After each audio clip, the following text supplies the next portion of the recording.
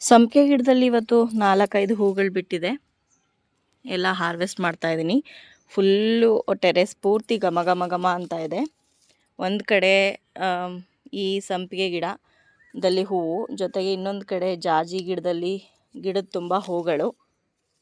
ನೋಡಿ ಎಷ್ಟು ಚೆನ್ನಾಗಿದೆ ಅಂತ. ನೋಡಿ ಇಲ್ಲೆರಡು ಬಿಟ್ಟಿದೆ. ನನಗಂತೂ ಸಂಪಿಗೆ ಗಿಡದಲ್ಲಿ ಹೂವನ್ನ ನೋಡೋದೇ ಖುಷಿ.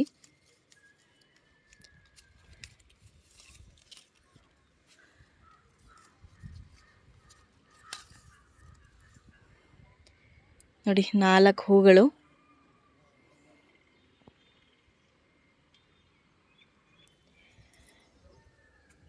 ಇಲ್ಲಿ ಹಾಗಲ ಗಿಡಗಳಿಗೆಲ್ಲ ಒಂದು ಸ್ವಲ್ಪ ಸಪೋರ್ಟ್ ಕೊಟ್ಟಿದ್ದೀವಿ, ಮೇಲೆ ಹೋಗಲಿ ಅಂದ್ಬಿಟ್ಟು ಬಳ್ಳಿ ಎಲ್ಲ ಕಟ್ಟಿದ್ದೀವಿ. ಸುಮಾರು ಈ 3 ಪಾಟಲ್ಲೂ ಹಾಗಲು ಬಳ್ಳಿ ಇದೆ. ಡ್ರ್ಯಾಗನ್ ಫ್ರೂಟ್ ಕಲರ್ ಚೇಂಜ್ ಆಗ್ತಾ ಇದೆ. ಇನ್ನೊಂದು 3 ಡೇಸಲ್ಲಿ ಇದು ಹಣ್ಣಾಗುತ್ತೆ. ಅದು ಕೂಡ ಕಲರ್ ಚೇಂಜ್ ಆಗಿದೆ. ಹಾಗೆ ಇದರಲ್ಲಿ ಹೊಸದಾಗಿ 3 ಬಡ್ಸ್ ಬಂದಿದೆ ಅಂತ ಅನ್ನಲ್ಲ, ಅದು ಇನ್ನೊಂದು ಸ್ವಲ್ಪ ದೊಡ್ಡದಾಗಿದೆ. ಇಲ್ಲಿ ಗುಲಾಬಿ ಗಿಡಗಳನ್ನೆಲ್ಲ ಒಂದು ಕಡೆನೇ ಜೋಡಿಸಿದ್ದೀನಿ, ಅಲ್ಲಿಂದ ಹಿಡಿದು ಇಲ್ಲಿಂದವರೆಗೂ. ಹಾಗೆ ಇಲ್ಲೊಂದು ಗಿಡ ಇದೆ, ಎಲ್ಲ ಚಿಗುರಿ ಚೆನ್ನಾಗಿ ಬಂದಿದೆ, ಮೊಗ್ಗುಗಳಾಗುತ್ತೆ, ಹೂಗಳು ಕೂಡ ತುಂಬ ಜಾಸ್ತಿ ಬಿಡುತ್ತೆ. ಇದು ದವನದ ಗಿಡ.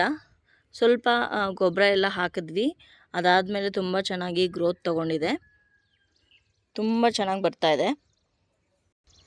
ನೋಡಿ ಜಾಜಿ ಗಿಡದಲ್ಲಿ ಹೂಗಳು ಎಷ್ಟೊಂದು ಬಿಟ್ಟಿದೆ ಅಂತ.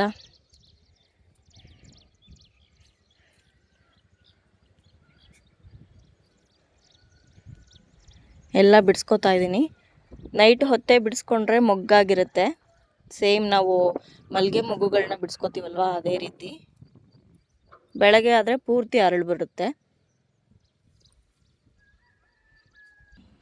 ನೋಡಿ ಜಾಜಿ ಹೂಗಳು ಇಷ್ಟೊಂದು ಸಿಕ್ಕಿದೆ.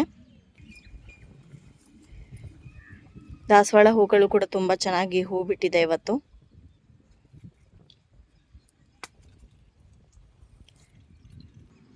ರೆಡ್ ಕಲರ್ದೊಂದು,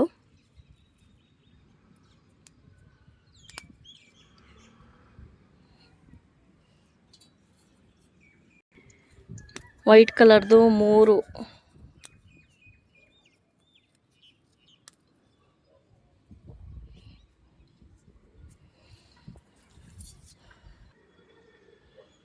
ನೋಡಿ ಇಷ್ಟು ಹೂಗಳು ಸಿಕ್ಕಿದೆ ಇವತ್ತು.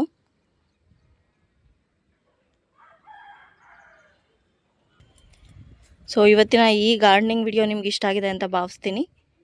ಮತ್ತೊಂದು ಗಾರ್ಡನಿಂಗ್ ವಿಡಿಯೋದಲ್ಲಿ ನಿಮ್ಮನ್ನ ಮತ್ತೆ ಭೇಟಿ ಆಗ್ತೀನಿ. ಅಲ್ಲಿಯವರೆಗೂ ಧನ್ಯವಾದಗಳು. ಗಿಡ ಮರ ಬೆಳೆಸಿ ಪ್ರಕೃತಿಯನ್ನು ಉಳಿಸಿ. Happy gardening.